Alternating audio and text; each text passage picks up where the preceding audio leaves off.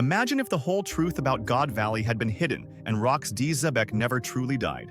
The most dangerous pirate in history, considered even more chaotic than the Yonko themselves, could have survived in secret. Now think if he returned, alongside Blackbeard, his very own son. How would that change the final war in one piece?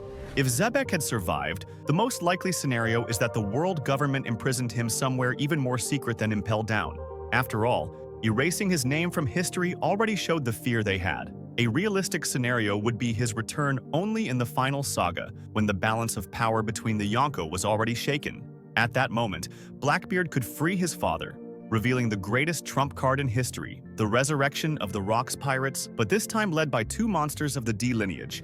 With Xebec alive, the first consequence would be a worldwide hunt. The Navy would send not only admirals but also the CP-0 secret army. It is very likely that figures like Akainu, Kizaru, and even the Gorosei would be forced to act directly. Blackbeard, on the other hand, would use this chaos to expand his territory even further. We could already imagine epic battles, such as Shanks facing Xebec, repeating Roger's legacy, or even Dragon, leader of the revolutionaries, crossing his path to prevent the world from plunging into chaos once again. With Xebec and Blackbeard together, the world would enter its greatest war of all time. This alliance would have enough power to overthrow both the Navy and the revolutionaries.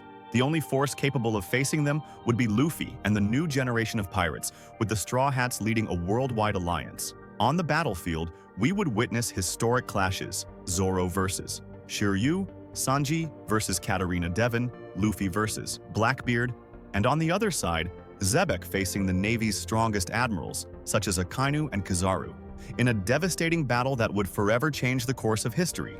In the end, the defeat of Xebec and Blackbeard would not only come through strength, but also through legacy.